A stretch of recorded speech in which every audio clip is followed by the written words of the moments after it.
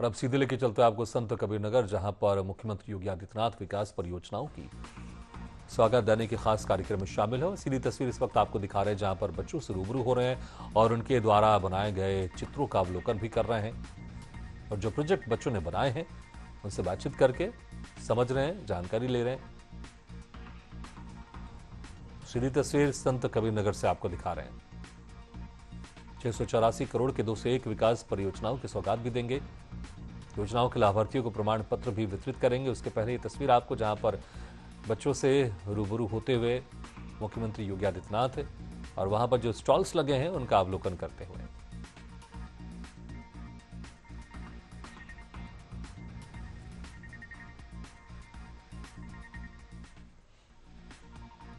तो तमाम विभागों के जो स्टॉल्स वहां पर लगाए गए हैं उनका अवलोकन करते हुए मुख्यमंत्री योगी आदित्यनाथ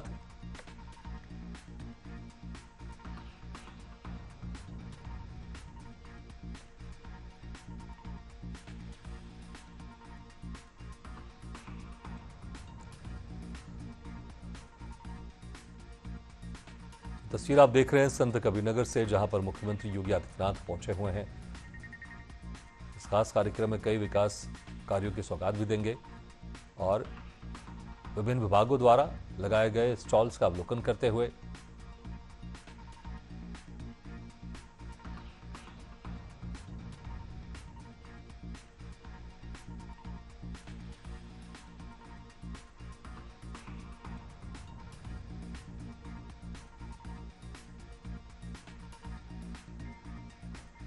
और जो वहां पर उत्पाद है, जो सामग्री स्टॉल्स में, उनके बारे में जानकारी भी ले रहे हैं, अवलोकन कर रहे हैं। सीधी तस्वीर संत कबीरनगर से आपको दिखा रहे हैं। कई विकास परियोजनाओं की सौगात देंगे यहां पर मुख्यमंत्री योगी आदित्यनाथ और ये सीधे जनसभा की तस्वीर आप देख रहे हैं, जहां पर भारी तादाद में जनसमूह पहुंचा हुआ है मुख्यमंत्री योगी आदित्यनाथ को देखने, उनको सुनने।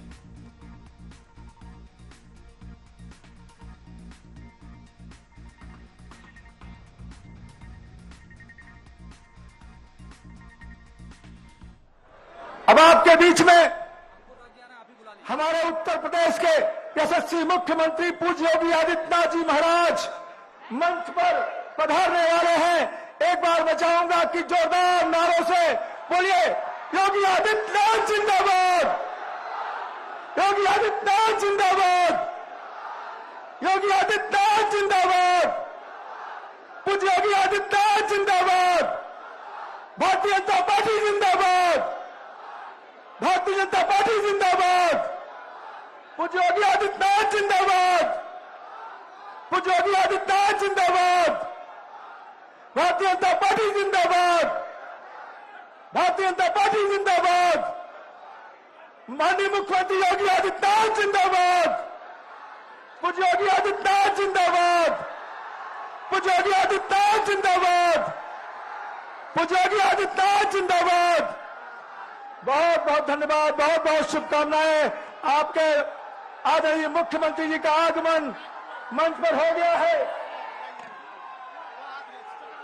बहुत बहुत धन्यवाद। एक बार जोरदार तालियों के साथ अभिनंदन वंदन स्वागत परम आदरणीय श्रद्धेय श्री माननीय मुख्यमंत्री जी का स्वागमन हमारे जनपद संत कबीरनगर की इस पावन धरा पर।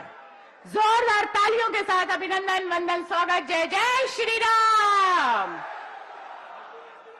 और कार्यक्रम को आगे बढ़ाते हुए एक बार पुनः आप सभी का अभिनंदन वंदन स्वागत करते हुए हमारे जनपद संत कबीरनगर में 201 परियोजनाओं का, जो 684 करोड़ रुपए से अधिक की विभिन्न जन कल्याणकारी परियोजनाओं के लोकार्पण, शिलान्यास और वितरण सामग्री प्रदान करने के आज के इस ऐतिहासिक कार्यक्रम में परम आदरणीय श्रद्धेय श्री माननीय मुख्यमंत्री जी का अभिनंदन वंदन स्वागत करते हुए आप सभी का कार्यक्रम का शुभारंभ सादर आमंत्रित करते हुए स्वागत उद्बोधन हेतु हमारे बीच उपस्थित माननीय विधायक खलीलाबाद माननीय श्री अंकुर राज तिवारी जी। एक बार जोरदार तालियों के साथ अभिनंदन वंदन स्वागत।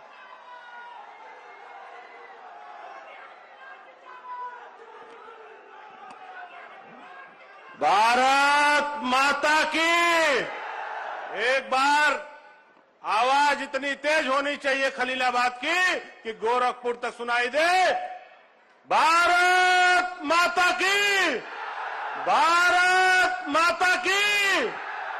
आज हम सबके बीच में हम सबके अभिभावक यशस्वी मुख्यमंत्री आदरणीय योगी आदित्यनाथ जी हम सबके जनपद में आए हैं, ये हम सब के लिए गौरव का विषय है।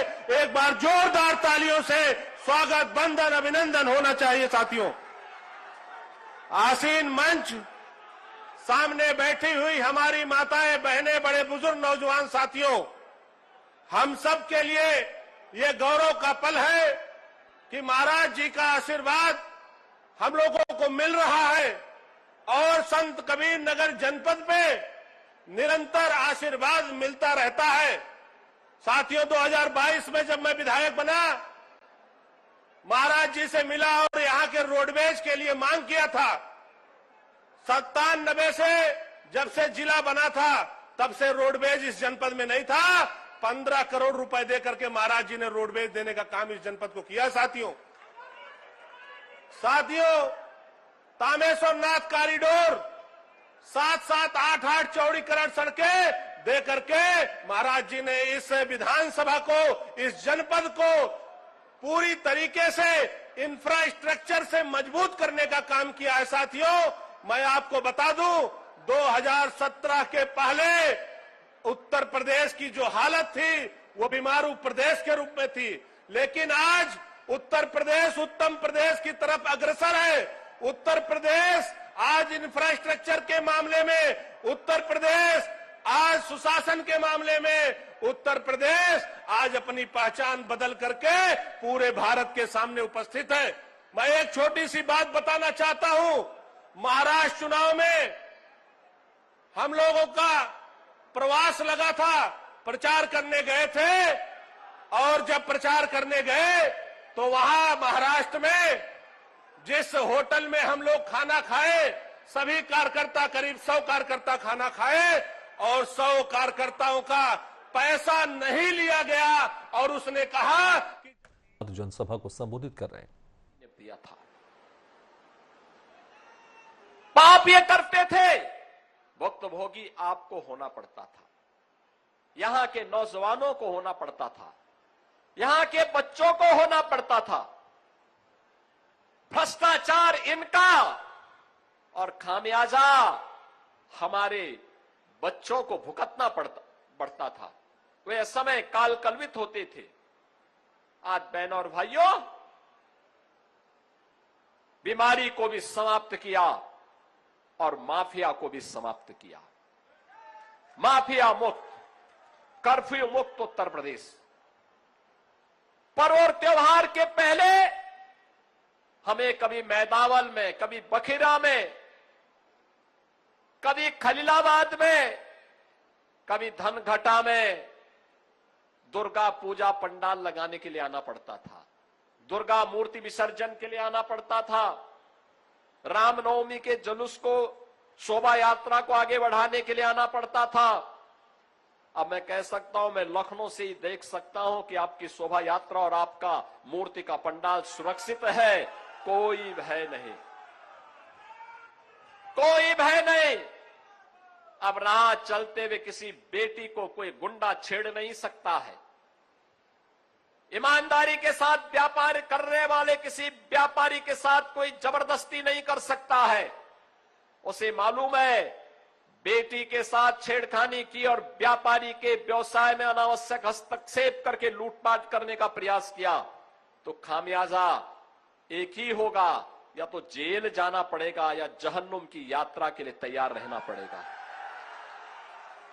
बहनों और भाइयों, जब इस दृढ़ इच्छा शक्ति के साथ कार्य होता है तब परिणाम आते हैं। पहले आज जब हम तामेश्वरनाथ धाम की बात करते हैं, कॉरिडोर बनाने की बात करते हैं, तो बहनों और भाइयों, ये धाम में कॉरिडोर बनाने की बात इसलिए हो पा रही है क्योंकि हमारे पास पैसा है। हमारी भगवान शिव के प्रति, देवादिदेव महादेव के प्रति हमारी आस्था है। भारत की विरासत का हम सम्मान करना चाहते हैं। इससे पहले पैसा था, लेकिन यही पैसा कब्रिस्तान की बाउंड्री वाल के नाम पे खर्च हो जाता था।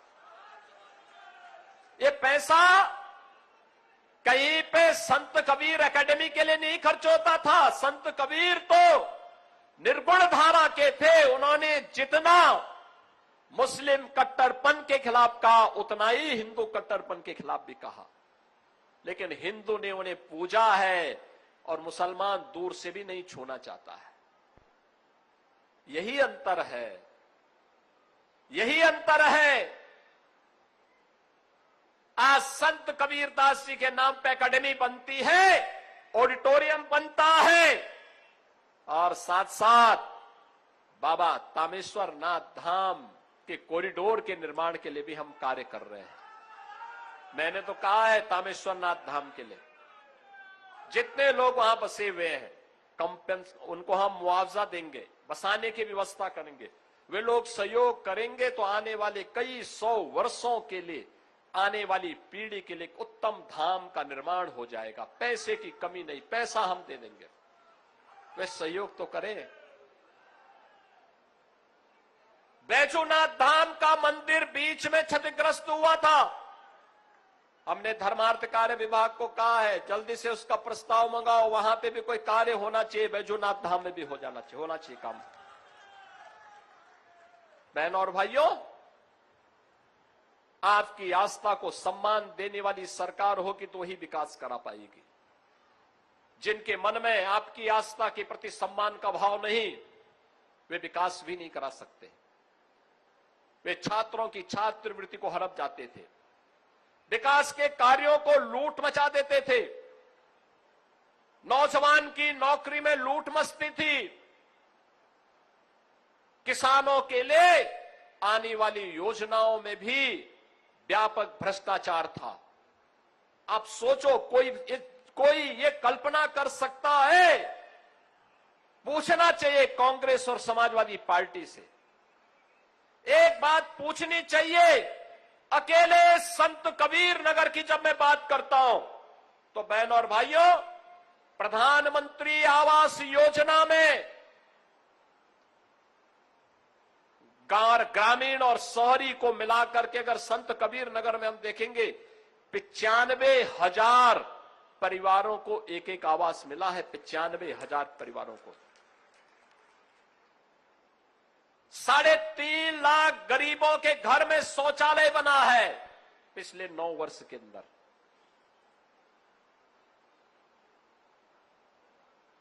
तीन लाख से अधिक किसानों को प्रतिवर्ष 6,000 रुपए सालाना प्रधानमंत्री किसान सम्मान निधि का लाभ मिल रहा है। वृद्धजनों को वृद्धावस्था पेंशन, दिव्यांगजनों को दिव्यांगजन पेंशन, निराश्रित महिलाओं को निराश्रित महिला पेंशन का लाभ मिल रहा है। प्रदेश भर में हम 1 करोड़ 10 लाख परिवारों को इस सुविधा दे रहे हैं। मातृ वंदना योजना के अंतर्गत भी ये सुविधा प्राप्त हो रही है। बहनों और भाइयों, कार्य करने की इच्छा शक्ति होनी चाहिए। आज जो ये सड़कें बन रही हैं, ये जो बाईपास बन रहे हैं, ये जो बस स्टेशन बन रहे हैं, बहराइच से लेकर के बांसी होते हुए खल्लाबाद तक जो ये रेलवे लाइन बन रही है,